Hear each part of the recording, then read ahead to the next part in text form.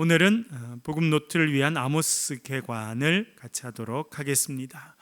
아모스라고 하는 선지자에 대해서 저희들이 또 잠깐 배우도록 하겠습니다. 먼저 활동 시기를 보면 언제라는 것입니까? 호세아 선지자와 비슷한 때 활동했고요. 북이스라엘 왕 중에 여로보암 2세가 있습니다. 주전 780년 경에서 740년까지 활동했던 그 시대라고 하는 것을 알게 됩니다. 누구랑 활동 시대가 비슷하다는 겁니까? 호세아 아모스. 그래서 호세아 아모스는 같이 우리가 이렇게 연결해서 배울 수 있겠습니다.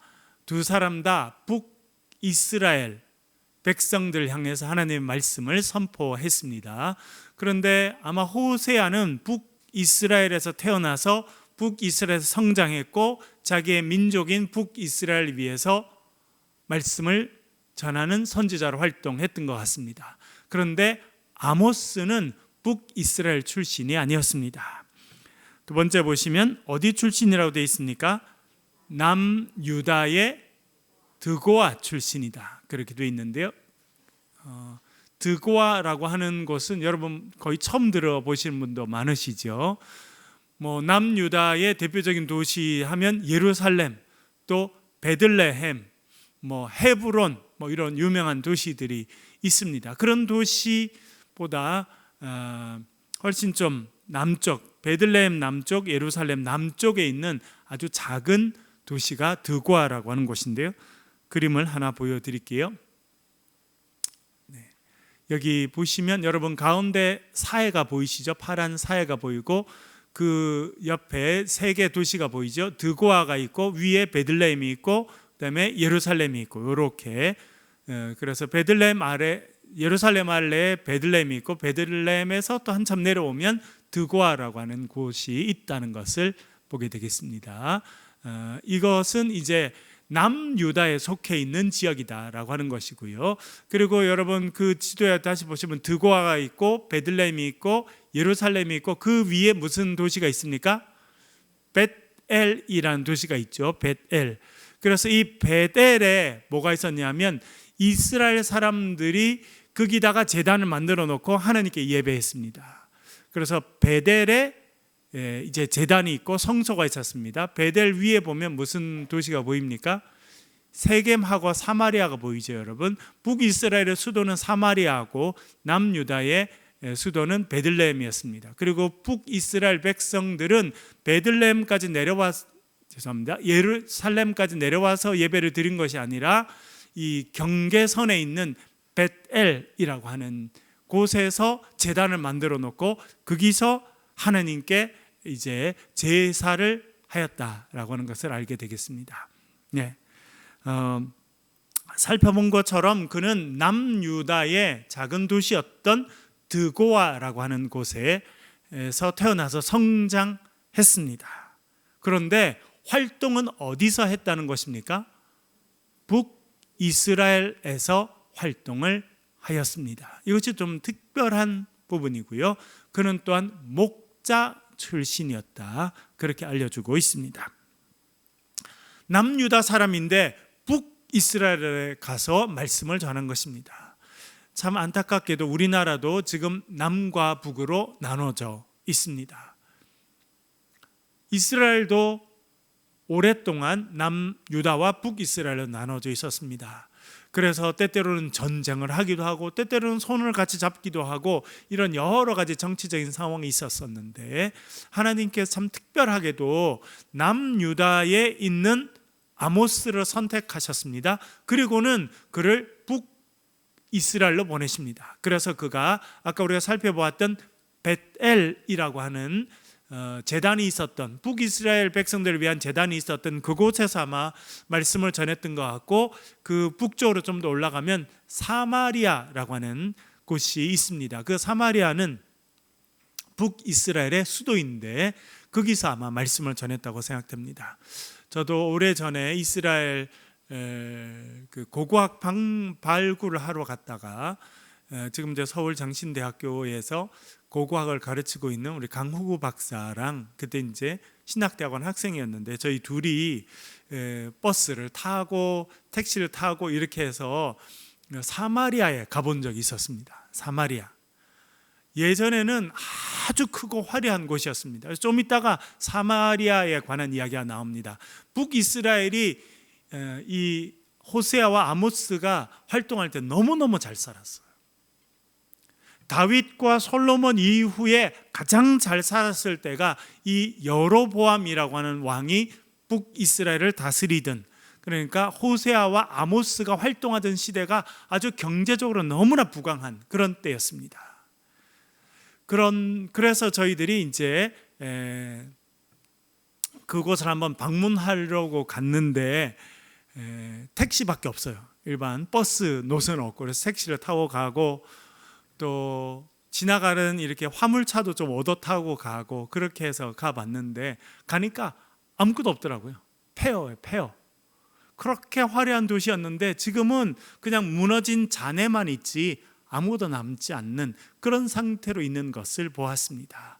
그래서 이 호세아와 아모스가 활동했던 그 시대는 화려한 궁이 있고, 좀 이따 나오겠습니다만 얼마나 그것이 화려했는지 일반 궁전뿐만 아니라 궁전 안에 상아로 치장된 그런 궁이 있어서 그 궁을 상아궁이라고 불렀습니다. 여러분, 상아가 뭡니까?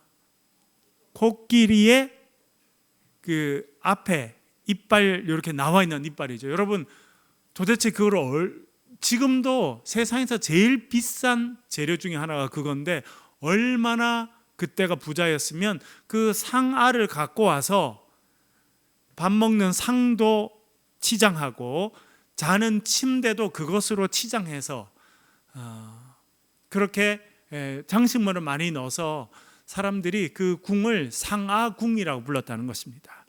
그거는 이제 상아처럼 너무 화려하고 좋다는 의미이기도 하지만 실제로 상아를 갖고 와서 상아를 세워놓고 그걸로 장식물을 만들어 놓았기 때문에 그렇게 불렸을 것입니다. 이스라엘은 지금이나 옛날이나 코끼리가 난 적이 없습니다. 살은 적이 없습니다. 코끼리는 다 아프리카에 있었는데 그 아프리카의 코끼리를 붙잡아서 그 상아를 수입해다가 쓸 만큼 대단히 부유하고 힘이 있었던 데가 북이스라엘에 그렇게 힘이 있었던 때가 아모스와 호세아가 활동했던 그 시대였다라고 하는 것을 알게 됩니다. 그런데 저희들이 여전히 의문이 있죠. 왜 하나님은 남유다 출신인 아모스를 선택하셔서 북이스라엘까지 가게 하셔서 거기서 말씀을 전하게 하셨을까? 우리가 본 것처럼 북이스라엘은 호세아라고 하는 선지자가 활동을 하고 있었습니다. 그런데 같은 시대에 아모스라고 하는 남유다 출신을 또 불러서 여기서 활동하게 한 것입니다. 그만큼 북이스라엘이 타락했고 하나님의 심판 앞에 설 수밖에 없는 상황이었다고 하는 것을 우리는 알게 됩니다. 그러니까 호세아가 활동하고 있는데 하나님께서 남유다에서 태어나서 성장한 아모스를 선택해서 또 북이스라엘에 데리고 와서 이 사람들에게 하나님의 말씀을 전하게 할 만큼 심각한 상황이었다, 그렇게 생각해 볼 수 있겠습니다. 그리고 아모스는 목자 출신이라는 것이 참 특별한 부분입니다. 여러분, 우리는 목자 출신 가운데 아주 위대한 지도자가 있다는 것을 알고 있죠. 구약의 목자 출신의 아주 훌륭한 지도자 누구가 생각나십니까? 다윗이 생각나죠. 그래서 사실은 이렇게 보면 하나님께서는 그들의 배경이나 그들의 모습들을 그렇게 중요하게 생각하지 않으셨고 때에 따라 필요한 사람을 선택하셨다, 그렇게 생각해 볼 수 있겠습니다. 아모스 7장 14절 15절 아모스가 자기 자신에 대해서 이렇게 말하는데 읽어보겠습니다. 시작. 아모스가 아마샤에게 대답하여 이르되 나는 선지자가 아니며 선지자의 아들도 아니라 나는 목자요 뽕나무를 재배하는 자로서 양떼를 따를 때에 여호와께서 나를 데려다가 여호와께서 내게 이르시기를 가서 내 백성 이스라엘에게 예언하라 하셨나니 아멘. 아까 말씀드린 것처럼 북이스라엘에서 제단을 만들어 놓고 하나님께 제사를 드리던 곳은 어디였다고 말씀드렸습니까? 벳엘, 벳 집이라는 뜻이고 엘 하나님이라는 뜻이죠. 그래서 벳엘은 하나님의 집입니다. 벳엘이라는 이름을 제일 먼저 붙인 사람을 우리가 창세기에서 보았죠. 누구입니까, 여러분? 야곱이죠. 야곱이 누굴 속였습니까? 처음에는 형을 속여서 팥죽 한 그릇 주고 형의 장자권을 샀습니다. 나중에 아버지 이삭이 눈이 어두워서 앞을 잘 보지 못하게 됐습니다. 그랬더니 형인 척하고 형의 옷을 입고 염소털을 손에다 붙이고, 그래서 눈이 앞을 잘 보지 못하는 눈이 나쁜 아버지한테 가서 엄마가 요리해 준 음식을 대접하고 축복권을 받지 않습니까? 그래서 결국 형도 속이고 아버지도 속이고, 그래서 야곱이라고 하는 이름의 뜻이 무엇입니까? 자, 얼마 전에 복음노트 하면서도 자세히 좀 말씀을 드렸었죠. 야콥이라고 하는 말은 발 뒤꿈치라는 뜻입니다. 근데 얘가 태어나면서부터 발 뒤꿈치, 형 발 뒤꿈치를 잡고 태어났다는 것입니다. 그래서 발 뒤꿈치를 잡는다라고 하는 것은 남을 속인다, 그런 의미를 가지고 있습니다. 그래서 그가 이름 자체가 벌써 남을 속이는 사람이죠. 그래서 형을 속입니다. 아버지를 속입니다. 자기가 원하는 것을 받았습니다. 그렇게 남을 속이며 살아갈 그런 인생이었는데, 그가 이제 집을 나와서 광야에서 잠이 들었습니다. 여러분, 우리나라는 광야가 있습니까, 없습니까? 황한 데는 있어도 광야는 없습니다, 우리나라는. 네. 이스라엘 가면 많습니다. 저도 이스라엘 몇 번 가서 이제 그 길을 걸어보기도 하고 그렇게 했는데, 제가 LA에서 한 3년 넘게 살았었는데요. LA는 뭐 아주 큰 도시지만 거기서 1시간만 차를 타고 내륙으로 들어가면 다 광야예요, 광야. 광야가 뭔지 정말 경험할 수 있습니다. 바람과 뭐 모래 사막은 아니고요. 그냥 일반 흙에다가 그냥 아주 거친 돌들이 있는 그곳이 광야입니다. 밤이 되면 아무것도 보이지 않고 깜깜하고, 그리고 광야에 여러분 뭐가 살까요? 어떤 짐승이 살까요? 저희들이 그 LA 근처에 그 광야에 갔는데 코요테라고 하는, 뭐 미국 사는 카요리라고 부르는데 코요테라고 하는 작은 늑대과 그런 동물들이 와가지고 저희들이 이렇게 가는데 걔들이 와서 저희들이 이렇게 먹으려고 요리하고 가져갔던 그런 그 생고기 같은 걸 던져두니까 와서 막 먹더라고요. 근데 보세요, 그런 광야에 혼자 밤에 잠들었습니다. 그러면 그런 동물들이 인기척을 느끼고 공격하러 오지 않겠습니까? 코요테 이런 뭐 늑대과 동물은 작기 때문에 한 마리가 다니는 게 아니라 떼를 지어서 다니거든요. 사람은 혼자 감당할 수가 없습니다.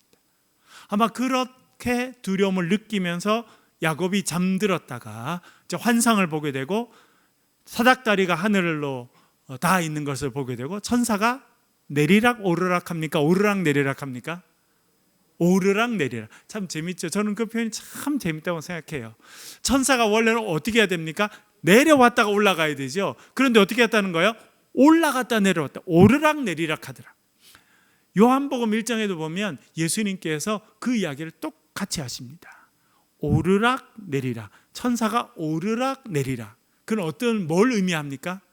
야곱이 광야를 이렇게 걸어가다가 너무 지치고 이제 어두워서 더 이상 갈 수 없어서 광야에 그냥 자기 옷을 잘 이렇게 여미고 돌베개 하나를 딱 베고 잤는데, 환상이 보이는데 그게 사닥다리가 있고 천사가 오르락 내리락 하더라.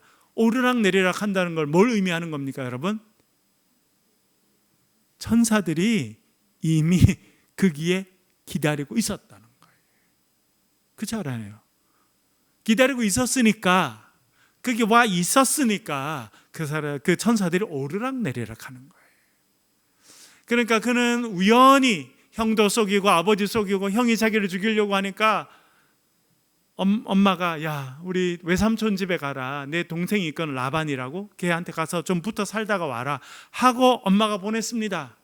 그 방향 하나만 알고 그가 가다가 해가 져서 누워서 잤는데, 사실은 하나님은요 그를 그곳으로 인도하셨다는 거예요. 그래서 이미 천사가 그곳에서 준비하고 대기하고 기다렸다. 그렇게 우리가 해석해 볼 수 있는 중요한 부분입니다. 그래서 그가 정말 그 광야에 짐승들에게 뜯겨 죽을 수 있는 그 춥고 외롭고 힘든 그때에 하늘문이 열리는 것을 보고 하나님의 음성을 듣지 않습니까? 하나님께서 아브라함에게 하셨던 축복의 말씀을 그에게 그대로 해주십니다. 날이 밝았습니다. 그가 일어나서 고백합니다. 야, 나는 그냥 광야 한 곳인 줄 알았더니 이곳은 하나님의 집이구나. 그래서 자기가 돌베개를 했던 그 돌을 제단처럼 세우고 그곳 이름을 뭐라고 말했다는 겁니까? 벳엘이다. 그렇게 말했다는 것입니다. 그래서 베델은 대단히 중요한 장소고, 그래서 나중에 야곱이 돌아와서는 다시 베델로 올라가지 않습니까? 그렇죠? 예.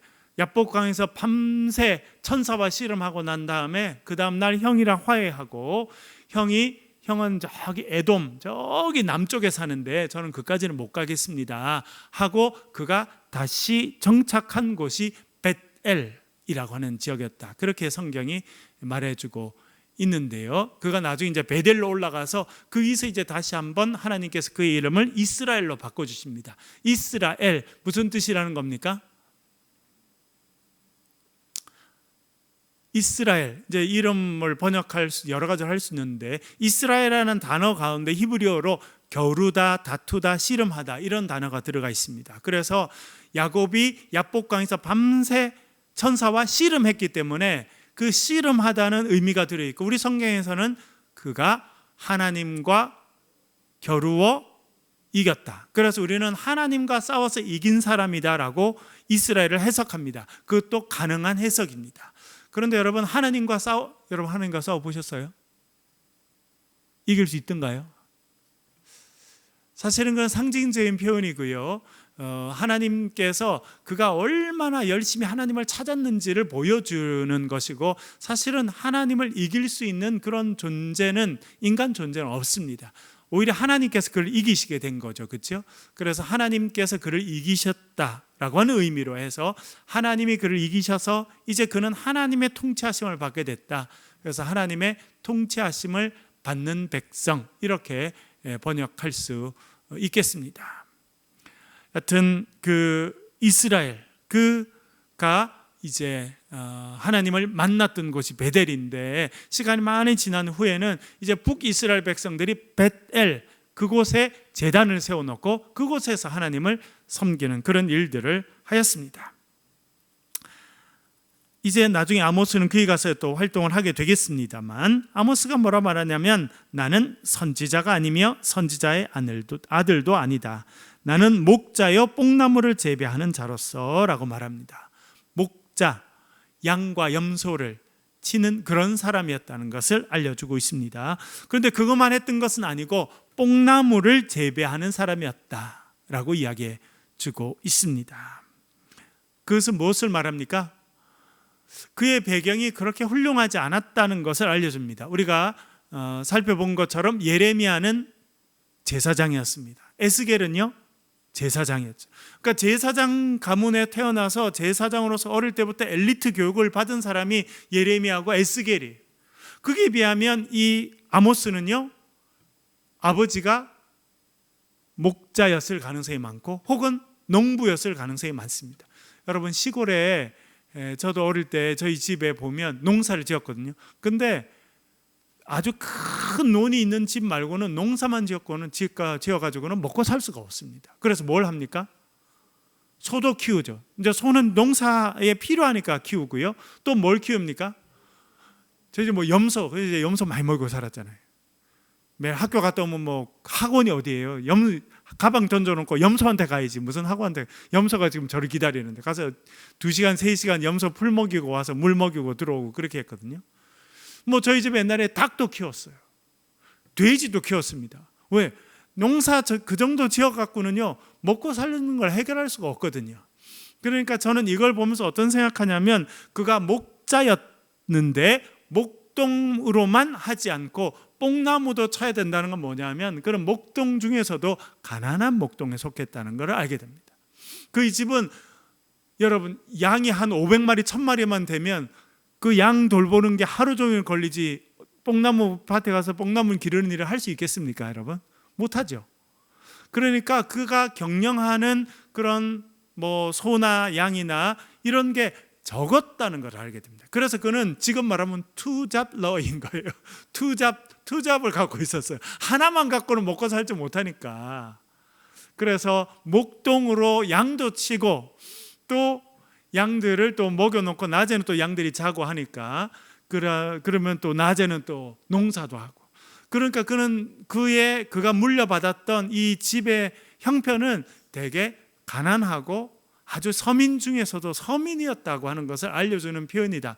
그렇게 해석해 볼 수 있겠습니다. 그가 두 가지 일을 했다고 하는 것은요.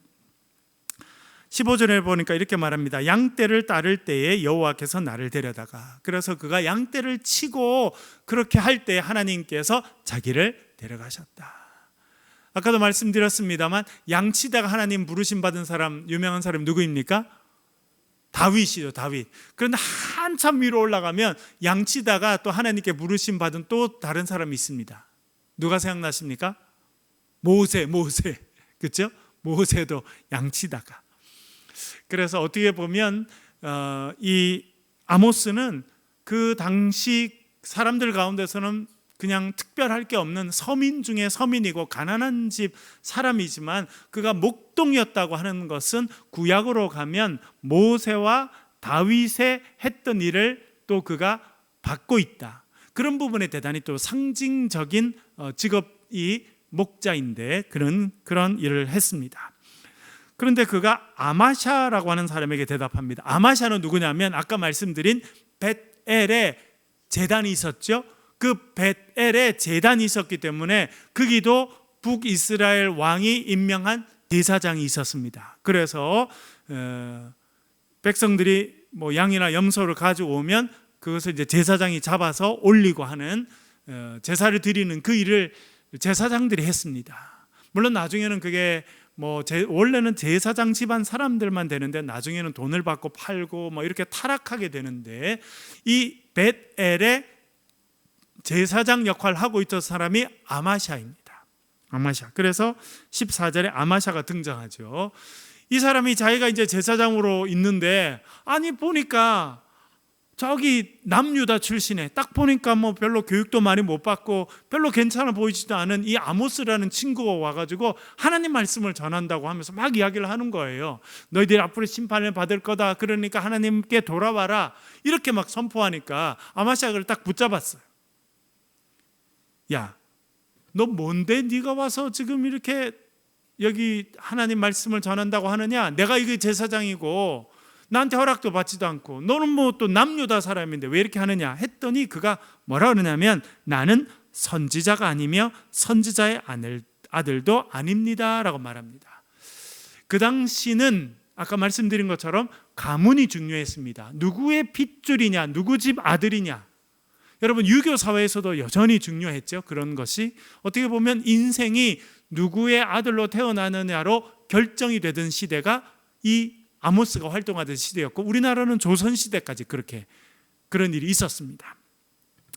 선지자의 아들이 아니다 라고 하는 것은 자기가 선지자로서 어릴 때부터 훈련받은 사람이 아니라고 하는 것을 스스로 인정하는 겁니다. 예, 맞아요. 저 어릴 때부터 선지자로 훈련받지 못했습니다 라고 하는 것을 이야기합니다. 그런데 앞에 보면 나는 선지자가 아니다 이렇게 말합니다. 이건 어떤 의미였을까요? 나는 하나님께 부름받은 사람이 아닙니다 그런 뜻일까요? 그렇지는 않습니다. 이것은 오늘 아침 복음 노트 하면서도 말씀드렸습니다만 저는 풀타임으로 평생 선지자 역할을 하는 그런 사람은 아닙니다 라고 하는 뜻이라는 거예요. 저는 하나님께서 부르셔서 일시적으로 그것이 1년이 됐는지 5년이 됐는지 우리가 정확하게 알 수 없습니다만 그런 어떤 특정한 시간 동안만 그가 선지자로 활동했다라고 하는 것을 알 수 있는 부분이 이 부분입니다. 예레미야는요 최소 40년 이상 선지자로 활동했거든요. 얼마나 오래 했습니까? 에스겔도 마찬가지입니다. 그렇게 수십 년 동안 선지자로 활동하는 사람들이 많았는데 이 아모스는 하나님께서 목동이었던 그를 부르셔서 또 북이스라엘까지 보내셔서 말씀을 전하게 하셨지만 그것이 아주 정해진 시간 동안 그가 했다는 것을 알 수 있는 표현 중에 하나가 이 표현입니다. 그래서 나는 선지자가 아닙니다 라고 하는 말은 저는 선지자로 태어나서 어릴 때부터 훈련받고 평생 동안 선지자 역할을 하는 그런 사람은 아닙니다 라고 하는 뜻이다. 그렇게 이해해 볼 수 있겠습니다. 그래서 15절에 이야기하죠. 양떼를 따를 때 하나님께서 나를 데려다가 저를 이 북이스라엘에 보내셨고 하나님의 말씀을 이 백성들에게 전하라고 하셨습니다. 저는 그 사명을 감당할 뿐입니다. 그렇게 대답한 것입니다. 아모스의 구성을 보겠습니다.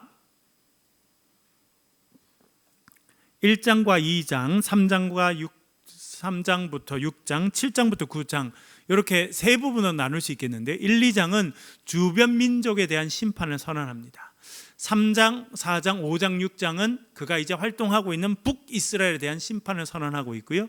7장부터 9장까지는 5개의 환상이 연달아 소개되고 있습니다. 그럼 어떤 환상들이 소개되고 있을까요? 5개 환상인데요. 화면을 잠깐 띄워주시고요. 메뚜기의 재앙입니다. 여러분, 우리나라 메뚜기는 그렇게 무서운 존재가 아니죠. 그러나 이스라엘과 그런 중동 지역, 아프리카 많은 지역은 메뚜기가 한번 오면 아무것도 남지 않고 완전 폐허로 바뀌게 됩니다. 모든 농작물들을 메뚜기가 싹 먹어버리거든요. 그래서 메뚜기는 큰 재앙의 상징인데요. 그리고 불로 징벌하시는 그런 환상을 보게 되고 다림줄 환상이 나오게 되고 여름 과일 한 바구니, 한 광주리, 그리고 범죄한 나라에 대한 이야기가 나옵니다. 특별히 내려주시고요. 다림줄이라는 표현이 나오는데 다림줄, 여러분 다림줄이 뭘까요? 제가 초등학교 한 3학년 때인가 4학년 때인가 저희 집을 지었어요. 다른 동네로 이사를 가면서 땅을 사서 저희 부모님께서 이제 집을 지으시던데 저희 부모님이 지으신 건 아니고 이제 전문적으로 집을 짓는 분이 오셔가지고 땅을 파고 이렇게 기초를 놓고 그 다음에 블럭을 이렇게 세우는 그런 모습을 제가 이제 학교 갔다 왔다 하면서 계속 봤거든요. 그런데 이분이 뭘 갖고 있냐면 줄을 갖고 있던데 줄 밑에 이렇게 줄을 달아놓은 게 있더라고요. 그래서 줄이 있고 긴 줄이 있고 그 밑에 이렇게 이렇게 팽이처럼 생긴 끝에가 이렇게 뾰족하게 돼 있는 그런 줄을 달아서 이렇게 들고 있는 걸 봤거든요. 그게 다림줄입니다. 그는 뭘 하는 거였을까요? 건물 세울 때 이렇게 딱 해보면 이 벽돌이나 이게 아래 위로 직각으로 잘 세워져 있는지를 알 수 있는 거예요. 눈으로 봐서는 우리가 저게 똑바른지 아닌지 뭐 완전히 비뚤어지지 않고는 잘 알 수가 없거든요. 그런데 그 다림줄이라는 걸 딱 들어보면 아, 얘가 지금 직선으로 바로 서 있구나, 안 그러면 얘가 휘어 있구나 알 수 있습니다. 그래서 건물을 세울 때 이렇게 블럭이나 이런 벽돌이 똑 바로 올라가야 건물이 설 수 있지 삐딱하게 쓰게 되면 어떻게 됩니까? 결국은 무너지게 되겠죠. 그래서 그것에 대한 표현입니다. 다림줄을 들고 섰다고 하는 것은 하나님께서 재어보시고 올바르지 않으면 무너지게 하실 것이다 라고 하는 것을 상징적으로 보여주는 것이 이 다림줄 환상입니다. 3번 아모스가 활동했던 시대 상황을 잠깐 살펴보겠습니다. 지난번에도 말씀드렸습니다만 여러분, 영적으로 무너지면 사회적으로 무너집니다. 그렇죠?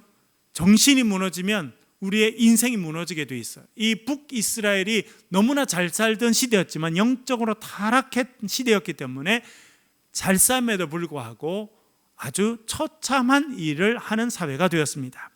아모스 2장 6절부터 8절까지 천천히 우리가 한번 읽어보겠습니다. 같이 읽겠습니다. 시작. 여호와께서 이와 같이 말씀하시되 이스라엘의 서너 가지 죄로 말미암아 내가 그 벌을 돌이키지 아니하리니 이는 그들이 은을 받고 의인을 팔며 신 한 켤레를 받고 가난한 자를 팔며 힘 없는 자의 머리를 티끌 먼지 속에 발로 밟고 연약한 자의 길을 굽게 하며 아버지와 아들이 한 젊은 여자에게 다녀서 내 거룩한 이름을 더럽히며 모든 제단 옆에서 전당 잡은 옷 위에 누우며 그들의 신전에서 벌금으로 얻은 포도주를 마심이니라. 아멘. 지난 주일날에도 잠깐 말씀드렸습니다만 호세아도 이런 백성들에게 심판을 선언하게 됐습니다. 여러분, 경제적으로 잘 사는 건 너무나 좋죠. 지금 우리나라가 경제적으로 얼마나 잘 살게 되는지 모릅니다. 작년에 제가 에티오피아 가보고, 에티오피아가 전쟁할 때 우리보다 잘 살았으니까 군인들 보내주지 않았겠습니까? 지금 우리나라가요, 경제적으로는 30배 이상 더 잘 삽니다. 30배 이상. 참 하나님의 은혜다 이렇게 생각하게 됐는데, 잘 살게 됐다고 다 좋은 것이냐 많이 생각해 봐야 됩니다. 말씀드린 것처럼 여로보암 2세가 다스리던 이 북이스라엘은 엄청나게 부강한 나라가 됐습니다. 경제적으로 잘 살게 됐어요. 그런데 여호와 신앙을 버리고, 물론 형식적으로는 베델에 가서 제물도 드리고 베델에서 제단도 만들어 놓고 제사장도 있고 하나님께 예배도 했습니다만, 그는 형식적으로 한 거예요. 실제로는 많은 사람들이 바알과 아세라와 같은 신들을 음란하게 섬겼습니다. 그래서 호세아는 특별히 그렇게 음란하고 우상을 섬기는 음란의 죄, 우상의 죄를 특별히 많이 부각해서 말씀하지 않습니까? 그래서 고멜이라고 하는 여성과 결혼해서 아이들을 낳게 되는데, 아모스는 그런 음란한 우상 숭배보다 그렇게 우상 숭배를 한 결과로 어떤 일이 있는지를 훨씬 더 구체적으로 알려주고 있습니다. 은을 받고 의인을 팔아버리고, 신 한 켤레를 받고 가난한 자를 팔아버린다. 여러분, 얼마나 충격적입니까? 사람이요, 신 한 켤레 값만 주면 사람을 팔아버렸다는 거예요. 힘없는 자의 머리는 먼지 속에 집어넣고 머리를 밟고, 제가 말씀드린 것처럼 아마 사채업자들이 이런 일들을 했던 것 같습니다. 돈을 빌려주고 돈을 갚지 못하면 그 사람들 데리고 와서 그렇게 했다는 거고요. 연약한 자의 길을 굽게 하고 아버지와 아들이 한 여인에게 다녔다. 이 여인이 누구겠습니까? 고멜과 같은 창녀에게 다녔다는 겁니다. 혹은 아버지도 첩이 있는데 그 아버지의 첩을 아들도 첩으로 생각하고 살았든지, 더 충격적인 일이죠. 그렇게 되면 정말 상상할 수 없는 그런 비윤리적이고 부도덕한 그런 사회가 됐다는 것입니다. 8절에 보면 모든 제단 옆에, 말씀드렸죠. 제단이라고 하면 지금 하나님께 예배드리는 제단을 주로 이야기합니다. 아마 베델에 있었던 제단인 것 같은데, 그 옆에 뭐가 있었냐면 전당 잡은 옷 위에 누웠다. 우리가 생각해 볼 수 있어요. 베델에 지금 제단을 만들어 놨습니다. 하나님께 예배드리는 제단. 그래서 많은 사람들이 짐승을 갖고 소와 양을 갖고 그게 오지 않습니까? 여러분, 예루살렘도 제사를 드리기 위해서 수많은 사람들이 오기 때문에 그게 장사하는 사람들이 많았거든요. 예수님 때도 그래서 예수님께서 장사하는 사람은 내쫓았지 않습니까? 아마 북이스라엘에도 그 베델에 있는 제단에 많은 사람들이 왔던 것 같아요. 그런데 그게 부자들만 온 것이 아니라 가난한 사람들도 오고 그렇게 하게 되는데, 어떤 사람은 내가 이거 예물을 드려야 되는데 돈이 별로 없네, 그렇게 하면 사람들이 전당포를 소개시키죠. 옆에다가 저 전당포에 가서 당신 옷을 맡기고 돈을 받아서 제물을 사서 바쳐라, 이렇게 했던 것 같아요. 그러니까 이게 한 통속이 된 겁니다. 그래서 그 전당포에 사람들이 옷을 맡겼다. 그 당시 사람들은 옷 몇 벌씩 갖고 살았을까요, 여러분? 대부분의 사람들은 옷 한 벌밖에 없었습니다. 그런데 그 옷을 전당포에 맡겼다고 하는 것은 이제 인생 벼랑 끝에 섰다는 거예요.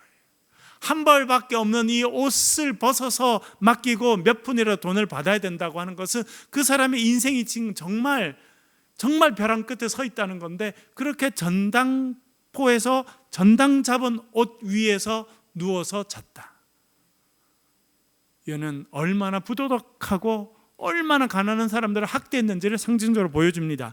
그들의 신전에서, 아마 이거는 또 여호와의 제단이 아니라 바알 신전과 같은 그 신전에서는 벌금으로 얻은 포도주를, 왜 벌금을 냈는지는 잘 모르겠습니다만, 하여튼 거기 뭐 벌금을 낼 게 있었으면 그걸로 사람들이 포도주를 마시고, 이게 영적인 타락은 곧 사람의 정신과 문화를 무너뜨리는 역할을 하게 되는데, 그런 일이 일어났다는 것입니다. 아모스 4장 1절 말씀 읽어보겠습니다. 같이 읽겠습니다. 시작. 사마리아의 산에 있는 바산의 암소들아, 이 말을 들으라. 너희는 힘없는 자를 학대하며 가난한 자를 압제하며 가장에게 이르기를 술을 가져다가 우리로 마시게 하라 하는도다. 아멘. 사마리아 산에 있는 바산의 암소들아. 사마리아도 언덕입니다. 완전 높은 산은 아니고 언덕쯤이 되는데 이 베델 위에 아까 사마리아가 있는 거 보셨죠, 여러분? 그런데 사마리아에는 소들이 사는 곳은 아니고 북이스라엘을 다스리던 왕과 권력자들, 잘 나가는 사람들이 수도에 살았습니다. 그런데 그 권력자들, 잘 사는 사람들을 뭐라 부르냐면 사마리아 산에 있는 바산의 암소들아라고 부릅니다. 바산은 아주 높은 고원이고 아주 풀이 많아서 그 제일 좋은 소들이 거기서 생산돼서 제일 좋은 소고기를 생산하던 그런 곳이 이 바산인데, 이 사마리아에 있는 권력자들과 그런 불의한 일을 하면서 이익을 취한 사람들을 바산의 암소들아 그렇게 부르고 있습니다. 대단히 경멸하는 거죠. 너희들이 힘없는 자를 학대하고 가난한 자들을 압제한다. 그리고 집의 가장이죠. 집의 아버지한테 뭐라 했냐면 술을 가져다가 우리로 마시게 해라. 무슨 의미일까요? 아마 이 사람도 빚을 졌든지 뭘 했든지 그렇게 해서 어떻게든 술을 구해가지고 그 돈을 빌린 사람에게 가서 좀 봐달라고 이렇게 부탁할 때, 야, 너 술이라도 한 잔 갖고 와서 부탁해야지, 아마 이런 말이었다고 생각됩니다. 그러니까 잘 사는 사람들은 너무나 잘 살고 가난한 사람들은 너무나 못 살고, 이 극심한 빈부차가 있었던 곳이 북이스라엘이었습니다. 근데 우리나라도 제일 심각한 문제가 뭐가 돼가고 있습니까? 빈부차죠. 미국에 디즈니랜드라는 데가 있습니다. 디즈니랜드, 아이들이 좋아하는 디즈니랜드에 사장님이 계시고, 디즈니랜드 가면 이거 동물 모양의 이렇게 막 그런 그 인형 같은 걸 옷을 입고 이렇게 하는 사람이 있거든요. 그렇게 하는 사람과 사장님 임금 차가 몇 배 나는 줄 압니까? 하루 일하면 임금을 받지 않습니까? 몇 배쯤 차가 나는 줄 압니까? 2200배. 2200배. 예. 꽤 오래된 통계입니다만, 하루 일하면 이 인형 둘러쓰고 있는 사람이 받는 돈에 사장님은 하루에 똑같이 일해도 2200배를 받는 거예요. 그게 자본주의가 계속 발전해 가면 결국은 끊임없는 빈부차, 거대한 빈부차가 나게 돼 있고, 그것이 나라를 엄청 힘들게 하게 되는데 북이스라엘이 그랬다는 것입니다. 6장 4절 또 읽어보겠습니다. 아모스 6장 4절 읽어보겠습니다. 시작.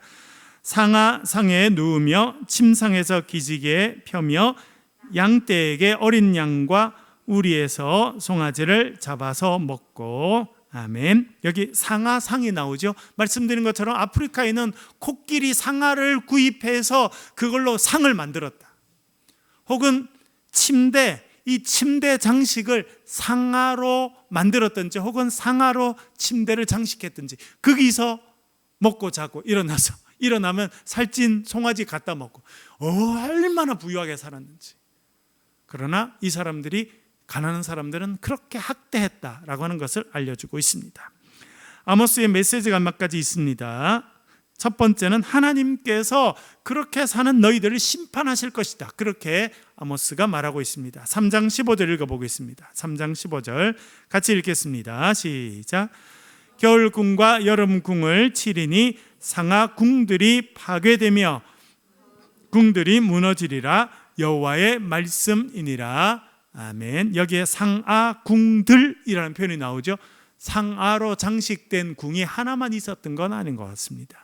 그 정도로 사치한 시대였다는 것인데 하나님께서 그걸 다 무너뜨릴 것이다, 심판할 것이다 말씀하십니다.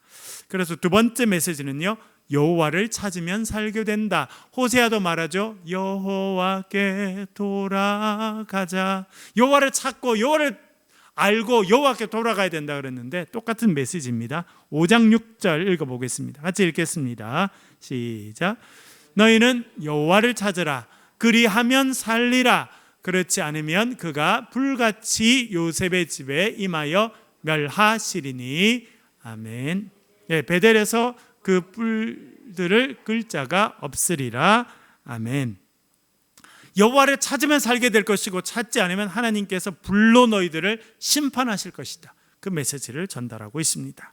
가장 중요한 메시지는요, 세 번째인데요, 정의를 물같이 공의를 강같이 흐르게 하라라고 하는 부분입니다. 5장 14절 읽어보겠습니다. 같이 읽겠습니다. 시작. 너희는 살려면 선을 구하고 악을 구하지 말지어다. 만군의 하나님 여호와께서 너희의 말과 같이 너희와 함께 하시리라. 아멘. 살기 위해서 뭘 하라는 겁니까? 선을 구하고 악은 버리라는 거예요. 그렇지 않으면 너희들이 지금 하는 것처럼 계속 악한 일을 하게 되고, 그렇게 상아로 만든 상에서 밥을 먹으면서도 가난한 사람들을 그렇게 학대하고 살아가면 하나님께서 너희들을 반드시 치실 것이다. 그러니까 하나님께 돌아와서 신앙을 회복하고 여호와의 신앙을 회복하고 새로운 백성이 돼서 사는 길을 선택해라, 그렇게 말하고 있습니다. 5장 24절, 아모스 전체 주제라고 말할 수 있겠는데요, 5장 24절 같이 읽어보겠습니다. 시작. 오직 정의를 물같이 공의를 마르지 않는 강같이 흐르게 할지어다. 아멘. 그래서 정의를 물같이 공의를 하수같이, 전에 번역 하수같이라고 했는데 새로 번역을 바꾸면서는 마르지 않는 강같이 흐르게 할지어다. 그러니까 신발 한 켤레 값을 받고 사람 팔고 그런 짓 하지 말라는 겁니다. 물론 경제활동은 하는 것은 다 인정이 됩니다.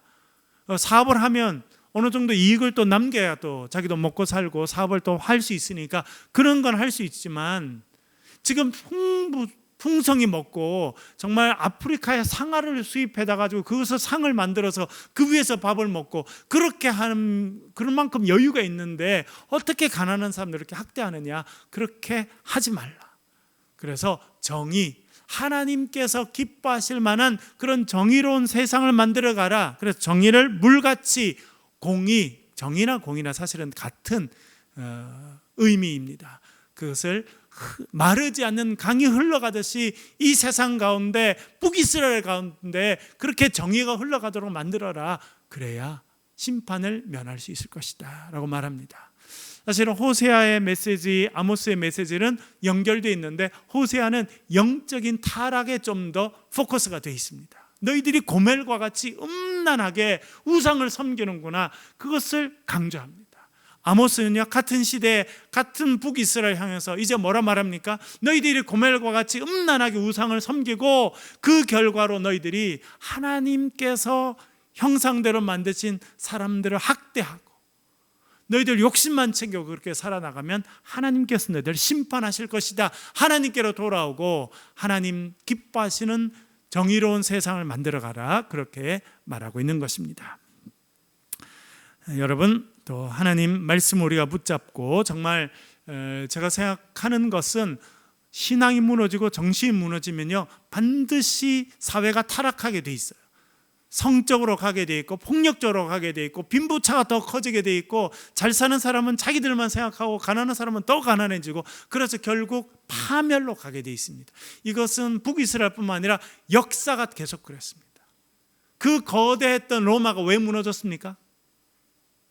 딱 이렇게 해서 무너졌어요. 잘 사는 사람들은 너무 잘 살고, 그 잘 사는 사람 한 명을 부양하기 위해서 하인이 5명, 10명이 필요했어요.